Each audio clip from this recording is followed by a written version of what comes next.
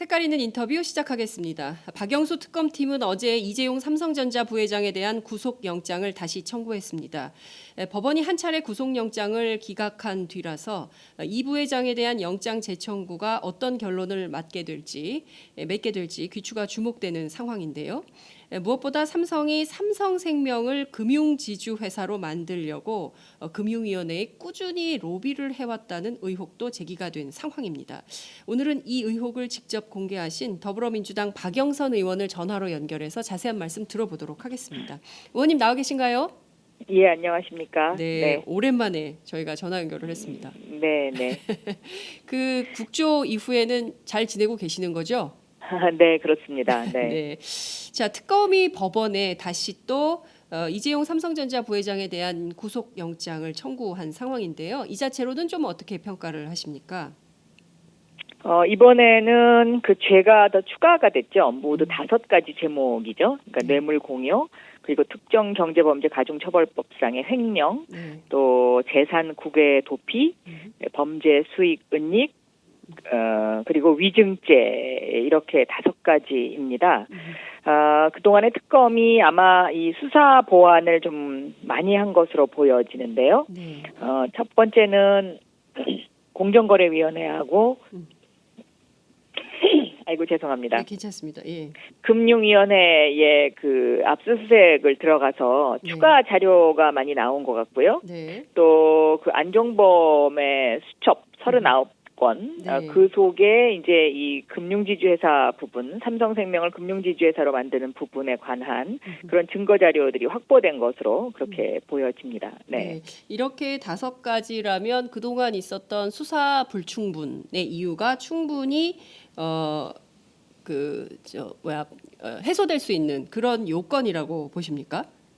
그러니까 지난번에 법원이 기각한 것, 그것을 받아들이느냐 안 받아들이냐의 문제를 떠나서 법원의 이제 그 잣대로 봤을 때 지난번보다는 상당히 특검이 보강을 해서 냈다 이렇게 보여집니다. 네, 상당히 보강을 했기 때문에 그에 대해서 법원이 이번에는 좀 다르게 판단할 가능성이 있다고 보시나요? 상당히 높다고 보여집니다. 예, 법조계에서도 그렇게 보고 있는 것 같습니다. 예. 이번에는 법원이 좀 다르게 볼 가능성이 높다 이런 말씀 주셨고요.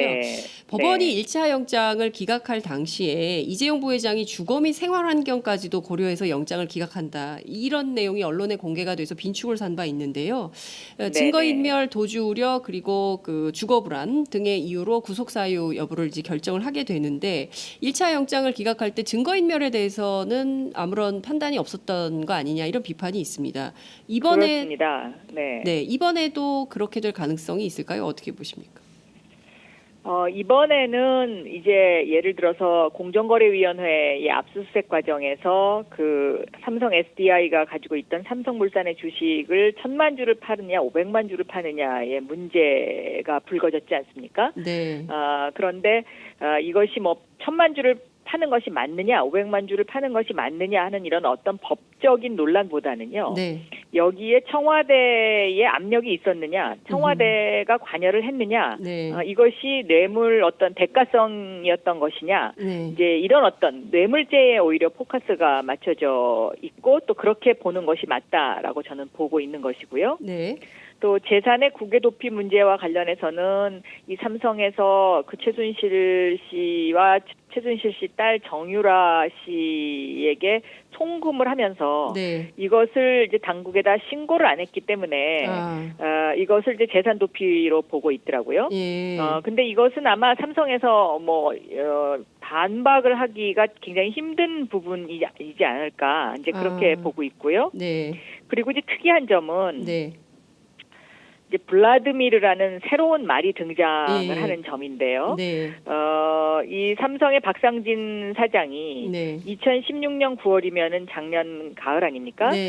그런데 이제 그때는 이미 최순실 씨 문제가 언론에 노출됐을 때인데 이 노출된 이후에 독일에 가서 그동안에 그 말을 덴마크의 이제 그 말 중개상한테 이것을 주고 블라드미르를 새로 이제 구입을 하면서 그 비밀 계약서를 체결했다. 네. 이제 이 부분이 새로 드러난 이제 그런 어떤 것 중에 중요한 하나의 단서라고 보여집니다. 왜냐하면 이것은 그동안에 삼성이 주장해 왔던 우리가 뭐 삼성물산과 제일모직의 합병 사후에 뭐 우리가 대가성으로 뭘 한 것이 없지 않느냐 이런 주장을 했어요. 사실은 그 논리도 제가 보기엔 원칙에 맞지 않습니다. 예를 들면 진경준 부장검사 사건이라든가 이런 것도 다 사후 뇌물죄로 다 구속이 된 상황이고 그렇게 되고 있기 때문에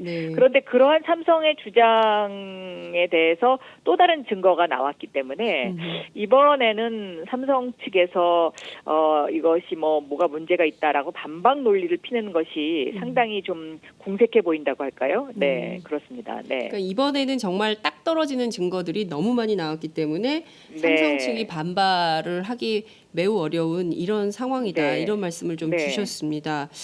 그 국외도피 재산 관련해서요. 이게 이제 그 최순실 씨 모녀에 관련된 것인데 독일의 그 페이퍼 컴퍼니 코레스포츠 220억 원대 컨설팅 계약을 맺고 그중에 78억 원을 일종의 선납했다. 이렇게 볼 수 있는 거죠? 그렇습니다. 그러니까 그 78억 원을 송금하는 과정에서 이제 당국에 신고를 안 한 거죠. 네. 이 자체로 삼성과 최순실 동시에 다 걸릴 수 있는 뇌물죄가 형성되는 것이죠. 수수와 그렇습니다. 그리고 이제 여기에 이제 그 이재용 부회장이 직접적인 관여가 있었느냐 없었느냐의 문제인데요. 네. 그 부분과 관련해서도 2016년 2월 달에 이재용 부회장과 박근혜 대통령의 독대 과정에 대한 안종범 수석의 그 메모가 나오지 않았습니까? 네, 그런데 거기에 보면 금융지주회사 부분도 있고 이런 정유라 씨 지원 부분도 있고 이렇기 때문에 이 부분을 법원에서 어떻게 받아들일지 이제 관심 있게 지켜봐야 되는 부분이라고 생각합니다. 네. 지금 뭐 보도들이 쏟아지고 있는데요. 삼성과 청와대가 수직적인 분업 관계를 맺고 있었다. 이런 보도가 나오고 있는데 이를테면 박근혜 대통령하고 이재용 부회장 그리고 안종범 수석하고 장충기 사장 뭐 김종 차관하고 박상진 사장 이게 무슨 뭐 파트너 관계도 아니고요. 이렇게 만들어서 수직적으로 삼성의 이재용 부회장의 후계 구도 사실상 삼성의 그 3세 승계 구도를 안착시키려고 했었던 거다. 여기에서 삼성이 최씨 모녀에게 일종의 이제 방해 변수가 발생할 때마다 분할해서 돈을 보냈다는 건데요. 이 점은 좀 어떻게 보세요? 그러니까 문제가 생길 때마다 돈을 지급하는 방식. 그러니까는 꾸준히 이제 삼성은 이미 최순실이라는 존재를 알고 있었고 저 사람을 들으면 자신들이 몇십 년 동안 그 가슴앓이를 하던 후계 구도에 관한 부분을 쉽게 달성할 수 있을 거다라는 판단을 했던 것 같습니다. 그렇기 때문에 이제 이런 어떤 수직적인 분업 관계가 이루어졌고요. 이 수직적인 분업 관계는 단순히 삼성뿐만 아니라 다른 이제 재벌 기업들과도 이런 식의 형태의 그 재단 기부금 문제라든가 뭐 이런 것들이 오고 간 것으로 저는 보고 있습니다.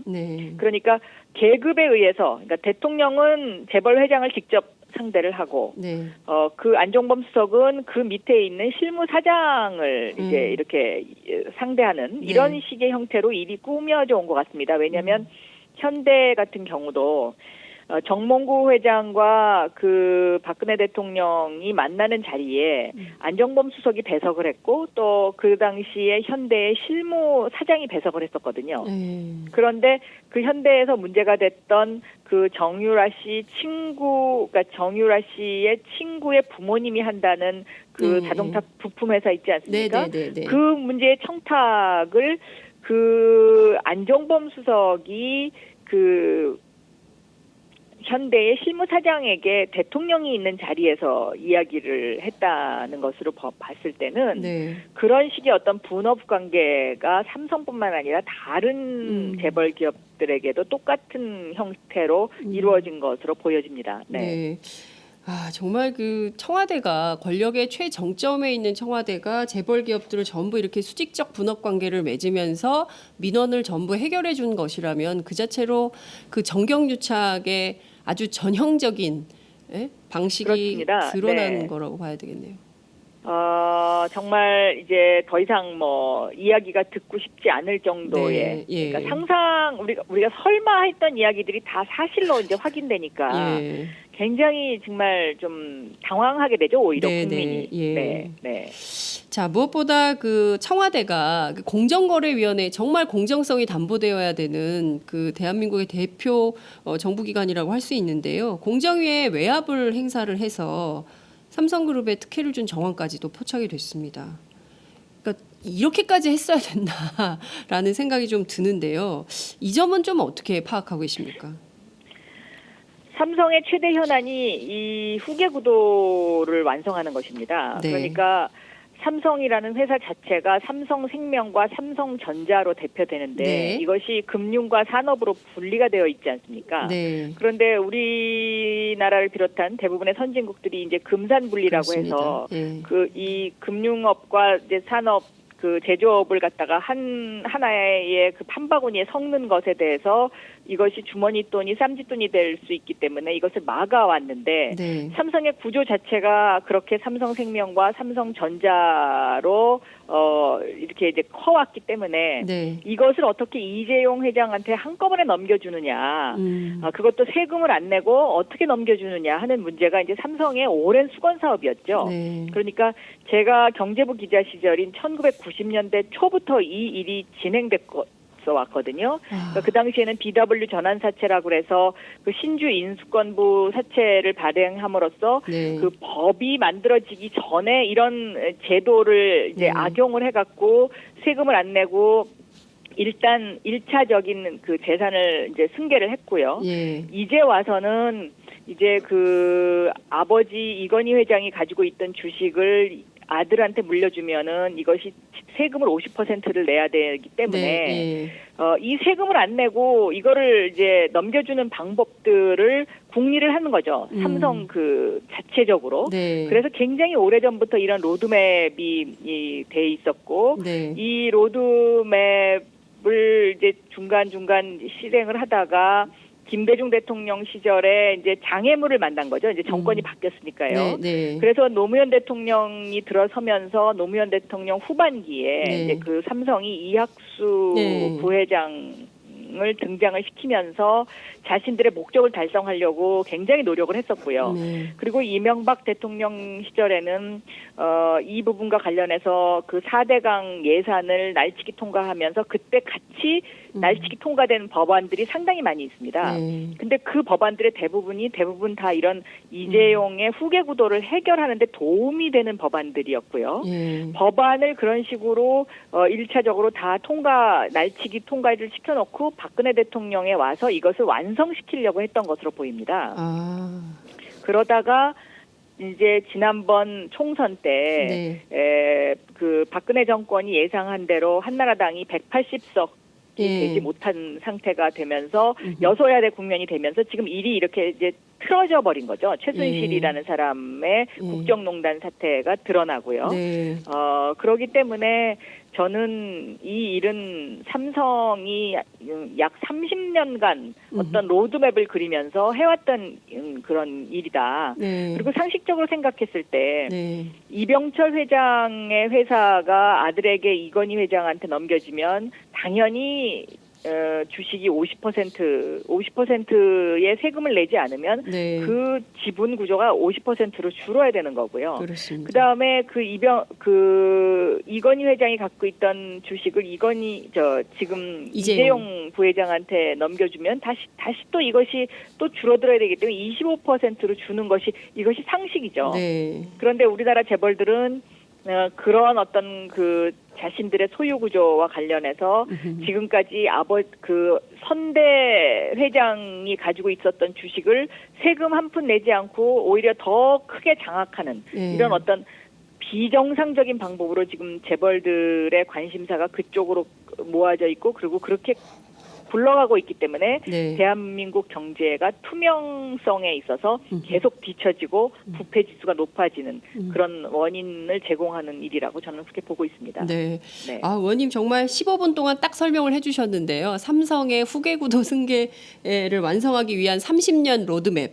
이것이 딱 정리가 되는 것 같습니다. 선대 회장부터 해서 이재용, 그러니까 할아버지부터 손자에 이르기까지 이 삼성이라는 회사를 그야말로 오너 지배 체제를 공고히 하기 위해서 온갖 불법들이 자행이 되어 왔었지만 그 선대 회장도 그리고 아버지 이건희 회장도 전부 처벌을 솜방망이 처벌 받지 않았습니까? 그렇습니다. 네. 그리고 지금 약 재산 15조 원을 가지고 있는데요. 이재용 부회장이.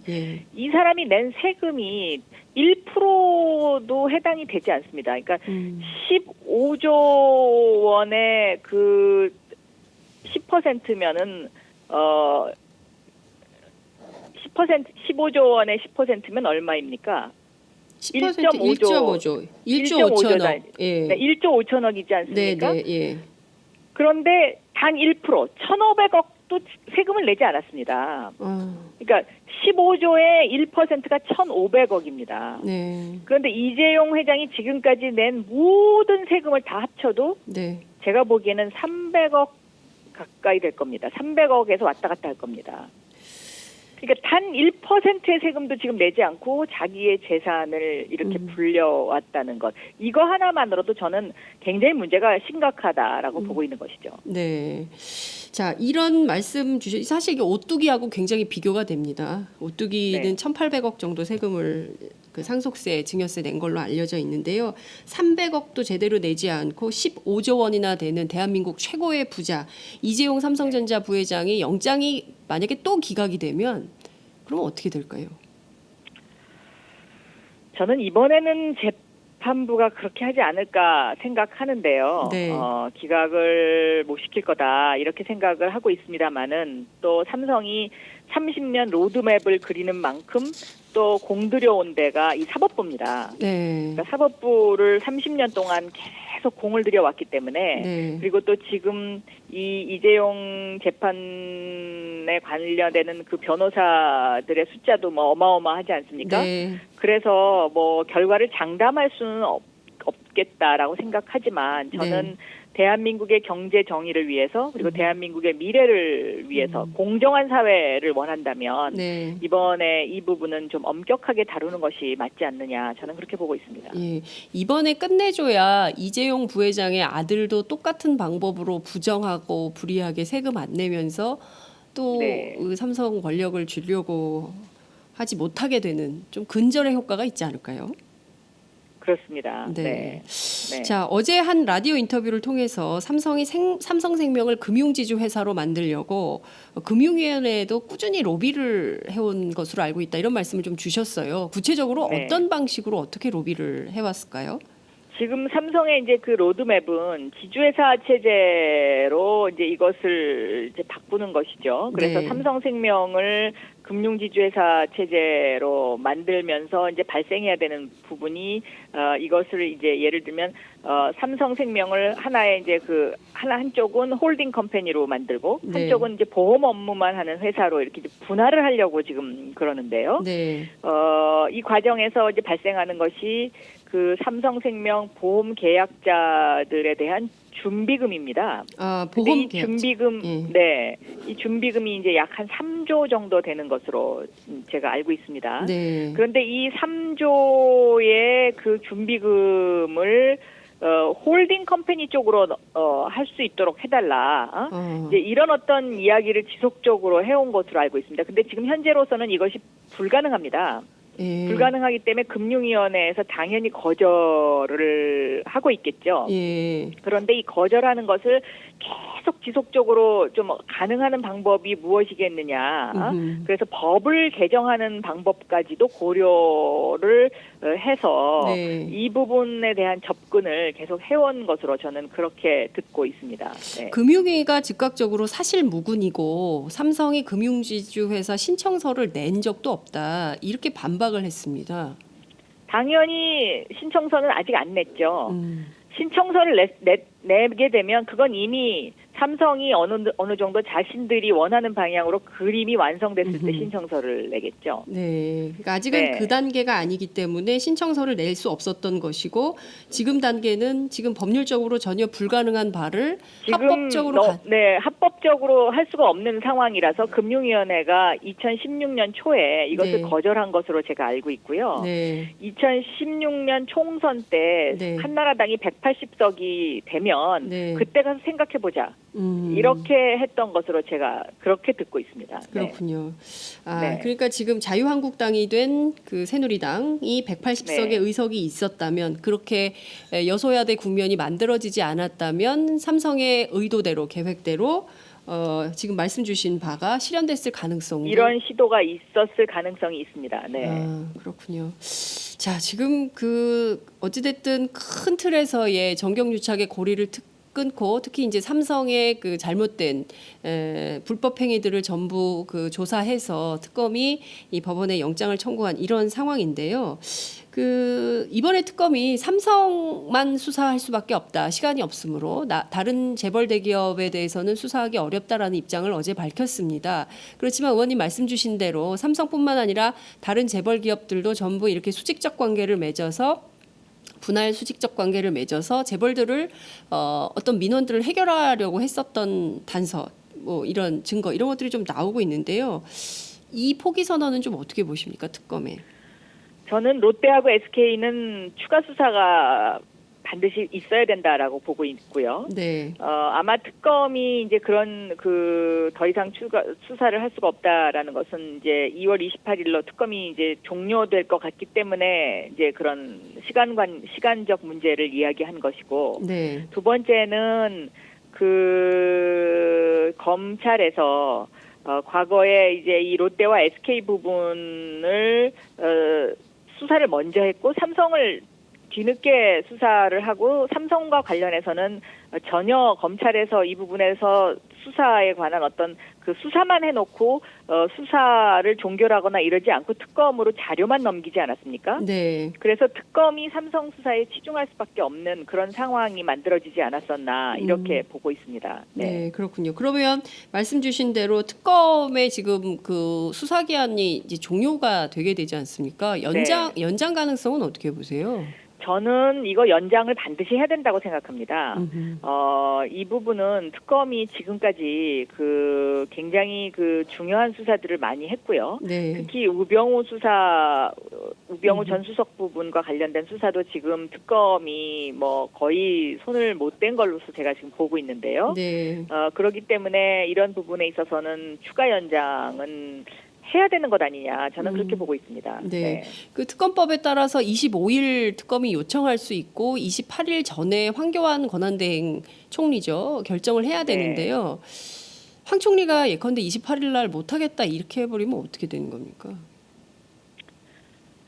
그러면 이제 국회에서 그 새로운 특검법을 통과시키는 방법밖에 없습니다. 그 지금 박주민 의원이 내놓은 그 안을 23일 날 사전에 통과시켜야 되는 것은 아니냐 이런 여론도 있는데요. 그것은 현실적으로 법사위원장을 하셨기 때문에 판단을 제가 그거는 면밀히 따져보지 않았기 때문에 그걸 23일에 통과시켜야 되는지 그 부분은 제가 확실히 모르겠습니다. 그런데 아마 특검이 이렇게 중간에 잠시 중지하는 그런 것을 방지하려면 23일 날 통과시키는 것이 가장 안전하겠죠. 그런데 그것이 그런 과정을 밟을 수 있을지는 제가 지금 아직 잘 모르겠습니다. 그러니까 지금 새누리당은 극렬히 반대하고 근데 이것은 어떻게 보세요? 모두 권한을 황교안 총리 사인 하나로 결정하도록 한 문제는 없을까요? 글쎄요. 그 특검법을 만들 때 그 부분을 좀 더 좀 세심하게 신경을 썼어야 하지 않느냐 하는 그런 생각도 듭니다. 네. 그러니까 당초에 100일을 하기로 했었던 수사가 70일에서 네. 막히기 때문에 이게 지금 말씀 주신 대로 우병우 수석과 관련된 것도 그리고 또 2014년 문건과 관련된 것도 나머지 재벌 대기업 수사도 좀 어렵게 된 이런 측면에 대해서 국민적 우려가 나오는 것 같습니다. 네. 이런 탓인지는 모르겠지만 특검이 이번에 그 재벌들이 미르와 K스포츠재단에 출연금을 낸 거 있지 않습니까? 이 자체로 뇌물죄 수사는 안 한다는 입장이 좀 정해지고 있습니다. 왜냐하면 뇌물죄 입증이 어렵다 이렇게 보는 측면도 있다는 건데요. 이 점은 좀 어떻게 보세요? 그거는 제가 좀 뭐라고 말씀드려야 될지 제가 거기는 검토를 못했습니다. 네, 그렇군요. 네, 특검이 어떤 그 근거로 그런 이야기를 했는지 네, 그 부분은 제가 좀 더 들여다봐야 될 것 같습니다. 네, 알겠습니다. 네. 지금 네. 그 3월 초에 탄핵 심판 결정이 유력하다 이런 그 분석 기사들은 나오고 있는데요. 반면에 지금 그 이른바 뭐 보수 집회라고 할 수 있죠. 태극기 집회로 명명되는 그 탄핵 기각 집회에 여러 그 김문수 전 지사 등 여러 정치인들, 특히 이제 새누리당 의원들이 참여해가지고 기각서를 주장을 하고 있습니다. 의원님께서는 어떻게 판단하십니까? 저는 탄핵이 3월 9일에서 3월 13일 사이에 그 탄핵 심판 결정이 내려지는 것이 가장 정상적인 것이 아닌가 이제 이렇게 생각이 되고요. 네. 지금 탄핵 기각서를 만들어내는 사람들은 그분들의 희망사항을 이야기하는 것 아닌가 저는 이렇게 보고 있습니다. 네. 희망사항일 뿐이다. 기각할 네. 가능성은 네. 없다. 이렇게 전망하십니까? 기각 가능성은 매우 희박하다. 저는 그렇게 보고 있습니다. 네, 예. 기각 가능성은 매우 희박하다. 이런 말씀을 좀 네. 주셨습니다. 어찌됐든 이 탄핵 심판 결정이 내려지면 기각 가능성은 희박하다고 하셨으니까 인용될 가능성을 보고 조기 대선이 이제 열리게 되는데요. 지금 그 대선의 경선 구도가 더불어민주당 중심으로 진행이 좀 되고 있어요. 지금 더불어민주당 지지율이 뭐 48%까지 올라가 있는 이런 상황인데요. 네. 1위, 2위 싸움이 치열해질 거다. 그리고 또 안희정 충남지사가 상당히 경선에서 그 뒤집을 가능성도 있다. 이렇게 보는 시각도 있습니다. 의원님께서는 어떻게 보세요? 저는 일단은 뭐 현재로서는 더불어민주당의 경선의 역동성을 좀 더 크게 만든다는 차원에서 안희정 지사의 선전에 대해서는 굉장히 긍정적으로 보고 있고요. 네. 만약에 그 선전하지 않고 어떤 한 특정인이 독주를 하게 되면은 그 경선에 국민들의 관심도가 떨어지니까요. 네. 그리고 또 안희정 지사의 선전이 갖고 오는 또 하나의 부수적인 효과는 확장성입니다. 그러니까 그 중도표를 얼만큼 흡수할 수 있느냐 이제 이것이 관건인데요. 네. 그런 면에서 안희정 지사의 선전은 굉장히 긍정적이다. 저는 그렇게 보고 있습니다. 네. 뭐 이제 그 문재인 대표를 중심으로 해서 좌우에 안희정과 이재명이 있으니 더불어민주당은 다 가졌다 이런 평가도 나오는 것 같습니다. 자, 그런데요. 안희정 지사가 이재용 부회장의 그 구속영장이 처음 기각됐을 당시에 법원의 판단을 존중한다 이런 얘기를 해서 조금 논란이 있었습니다. 그 점은 네. 의원님 어떻게 평가를 하십니까? 저는 뭐 그냥 원론적인 이야기를 한 것으로 이제 그렇게 생각을 하고 있는데요. 다만 이 안희정 지사가 경제를 바라보는 시선 그리고 재벌 개혁에 대한 입장 이런 부분에 대해서는 좀 더 저도 관심 있게 더 들여다봐야 되겠다라는 생각을 갖고 있습니다. 왜냐하면 지금 우리나라가 당면한 여러 가지 문제 중에 어떻게 보면 선진국 무턱에서 멈칫하고 지금 정지하고 있는 상황이지 않습니까? 네. 그런데 이 선진국 문턱을 넘어가기 위해서는 대한민국의 어떤 시스템 자체를 누구에게나 골고루 기회가 주어지고 누구나 공정한 그 판단을 받을 수 있도록 시스템을 바꿔야 되는데 네. 지금 재벌 개혁 문제가 이렇게 국민들한테 화두로 다가오는 이유가 재벌 기업들이 중소기업들에게 주어지는 기회 네. 그리고 중소기업과의 경쟁에서의 공정성 이런 것들을 너무 특혜를 받고 있다라는 그런 이제 관점. 네. 그다음에 두 번째는 재벌의 2세, 3세들이 세금 내지 않고 아버지로부터 그냥 송두리째 네. 다 그냥 받으려 한다는 어떤 그런 것에 대한 대단한 국민들의 분노 네. 이런 것들이 섞여 있기 때문에 이 두 가지를 제도적으로 개선하는 문제 이것은 다음번 대통령이 해야 될 가장 중요한 과제 중에 하나다라고 저는 보고 있습니다. 네, 맞습니다. 촛불 민심이 가장 강력하게 주장하고 있는 것이 바로 정의로운 대한민국입니다. 불공정하게 불평등하게 진행되는 수많은 일들에 대해서 도저히 못 참겠다 이렇게 해서 촛불을 들고 나오시는 분들이 굉장히 많은 건데요. 그렇다면 지금 뭐 경선은 치열해지고 있다 손 치더라도 중요한 것은 사람보다는 정책 의제 그리고 대안 어떠한 정권 교체가 될 것이냐. 그 컨텐츠가 중요한 거 아니냐라는 요구가 있습니다. 어떤 쟁점이 핵심 쟁점이 대선의 핵심 쟁점이 돼야 된다고 보십니까?